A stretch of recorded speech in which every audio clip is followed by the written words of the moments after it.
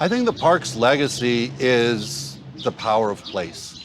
Um, it's just so incredibly fulfilling to come here and see people of all ages. It's not just young people come in and find a place where they can be recognized.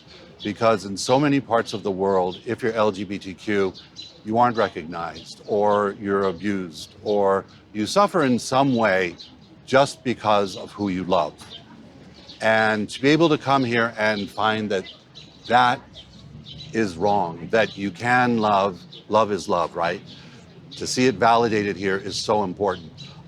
When the monument first opened, we had a table here and we asked people for their comments. And I still vividly remember this one man about my age came up and he goes, "I only wish my mother could be here because she never understood me. She never thought it was right. This says it is right, it's okay." That's the legacy. So for me, this park is sacred grounds. There's a lot of history in this park even before the Stonewall riots. This was the lands of the Lenape tribe as well. And I just consider this a very sacred space. It's a safe place. It's a haven for people looking for hope to find their way through the storm.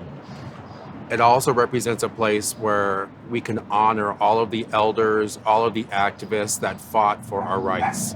So it's twofold. It's honoring the past and giving hope for the future. I think the importance of the statues are it's the first time people saw in a public space something commemorating that struggle. I mean, we've seen statues for the Civil War, we've seen statues for hundreds of other things, but we've never seen our struggle commemorated in that way. And the fact that the statues are on the ground and that they're approachable set it in a way that was so unique. People go up to the statues half the time and they don't really realize that it's a statue for the gay rights movement. And subversively, in a way, that's the point. LGBTQ people are everywhere. And working in the gardens, that was always fun for me to see how people discovered that relationship with the community, with the statue, and what they stood for. The artist is George Segal, who's known for working in this format where he actually used plaster casts on real people. These are cast in bronze. And then to give them the white look, the white patina, it's actually a very hard wax that he mixes with the magnesium oxide and is applied on the statues. Now then, a lot of folks have wondered, why the white wax? And the rationale the artist gave is that it's like a white canvas or a screen. It's meant that you can project any nationality, any look on it. It's not meant to represent a particular race or creed. It's really meant to be a blank canvas that you can represent anyone on. In the commission, it was very clear that it was to represent male and female couples, not just gay men or gay women. So in that sense, it was meant to be very inclusive. We've looked at different ideas on how to bring the story to the public and keep them engaged. Prior to COVID, we were conducting walking tours that actually went through the village and identified some historical locations that are actually a part of the historical landmark for Stonewall. We have parks and park rangers in the park that give tours.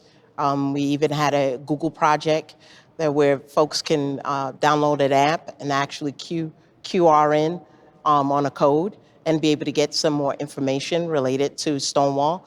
So there's various ways and creative ways that our rangers try to engage and teach educational programs related to Stonewall.